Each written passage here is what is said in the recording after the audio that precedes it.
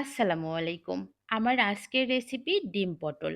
মাংসের স্বাদকেও হার মানাতে পারে ডিম পটলের এই দুর্দান্ত রেসিপি। বাসায় যেদিন রান্না করার মতো মাছ মাংস কিছুই থাকবে না, সেই দিন ডিম পটলের এই মজাদার তরকারিটা রান্না করে নিতে পারেন। আশা করছি বাসায় সবাই খেয়ে অনেক বেশি প্রশংসা করবে। তো চলুন চলে যাই রান্নার মূল পর্বে। প্রথমে কড়াইয়ের মধ্যে দিয়ে দিচ্ছি পরিমাণ মতো সয়াবিন তেল। অল্প একটু দিয়ে দিচ্ছি হলুদের গুঁড়া আর অল্প একটু লবণ। তেলের মধ্যে হলুদ আর লবণ ভালো করে মিশিয়ে নিলাম। এরপরে সেদ্ধ করে রাখা 4টা ডিম দিয়ে দিলাম। ডিমগুলো আমি আগেই সেদ্ধ করে নিয়েছি। আপনারা ডিম কমিয়ে বা বাড়িয়ে ব্যবহার করতে পারেন। ডিম পটল রান্না করার জন্যে ডিমগুলো কড়া করে না ভেজে হালকা করে ভেজে নিতে হবে। বেশি করে ভাজলে তখন ডিম রাবারি হয়ে যাবে, তখন খেতে ভালো লাগবে না। ডিমগুলো উঠিয়ে নিয়ে ওই তেলের মধ্যে 250 গ্রাম পটল আগে থেকেই কেটে ধুয়ে পরিষ্কার করে নিয়েছিলাম, সেটা দিয়ে দিলাম।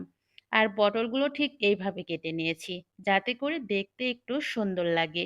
পটলগুলো মোটামুটি 5-7 মিনিটের মতো ভেজে নিতে হবে। যখন দেখব পটলের কালারটা খুব সুন্দর হয়ে এসেছে আর পটলগুলো নরম হয়ে আসছে, সেই পর্যায়ে পটলের টুকরাগুলো উঠিয়ে নিলাম। আর ওই কড়াইয়ের মধ্যেই আবারও দিয়ে দিলাম খানিকটা সয়াবিন তেল। তেলটা হালকা গরম হয়ে আসলে 1 কাপ পরিমাণ দিয়ে দিলাম পেঁয়াজ কুচি। তেলের মধ্যে পেঁয়াজ কুচি গোল্ডেন ব্রাউন করে ভেজে নিতে হবে। যখন দেখব পেঁয়াজটা গোল্ডেন ব্রাউন হয়ে এসেছে, সে পর্যায়ে সামান্য পরিমাণে পানি দিয়ে দিলাম। দিয়ে দিলাম এখানে একটা মাঝারি সাইজের টমেটো বাটা, 1 চামচ দিয়ে দিলাম গরম মশলা বাটা। চেষ্টা করবেন এই রান্নায় গরম মশলাটা বেটে ব্যবহার করতে। সাথে দিয়ে দিচ্ছি 1 চামচ করে হলুদ গুঁড়ো, মরিচ গুঁড়ো, ধনিয়া গুঁড়ো আর সাথে স্বাদমতো লবণ। লাস্টে দিয়ে দিতে হবে 1.5 টেবিল চামচ আদা বাটা, রসুন বাটা আর জিরে বাটা। ব্যাস, মশলা তো দেওয়া হয়ে গেল।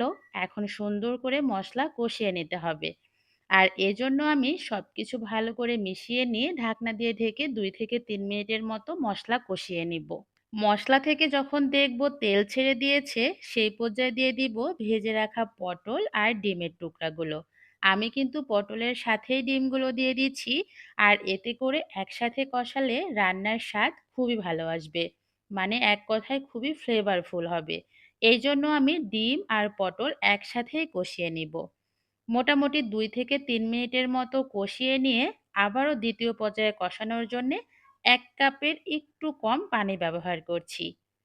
সবকিছু নেড়েচেড়ে মিশিয়ে এখন ঢাকনা দিয়ে ঢেকে ডিম আর পটল ভালো করে কষিয়ে নিব। পটল আর ডিম কষাতে আমার মোটামুটি 7-8 মিনিটের মতো সময় লেগেছে। দিয়ে দিচ্ছি কয়েকটা আস্ত কাঁচামরিচ। কাঁচামরিচটা এই পর্যায়ে দিলে তরকারির ঘ্রাণটা খুবই সুন্দর আসে। ব্যাস, খুব সুন্দরভাবে কষানো হয়ে গিয়েছে। এখন দিয়ে দিচ্ছি লাস্টে ঝোলের জন্য 2 কাপ পরিমাণ পানি। পানি দিয়ে ঢাকনা দিয়ে ঢেকে ঝোলটাকে ফুটিয়ে নিচ্ছি। আমি ঠিক যতটুকু ঝোল রাখবো ততটুকু পর্যায়ে চলে আসলে দিয়ে দিচ্ছি এখানে 1/2 চামচের মতো গরম মশলা গুঁড়া। গরম মশলা গুঁড়াটা দিয়ে আমি কিন্তু চুলাটা বন্ধ করে দিব। ডিম পটলের এই তরকারিটা পরিবেশন করতে পারেন গরম গরম ভাত অথবা রুটি বা পরোটার সাথে। সব কিছুর সাথেই খেতে কিন্তু বেশ মজা লাগে। তো বাসায় একদিন অবশ্যই ট্রাই করে দেখবেন।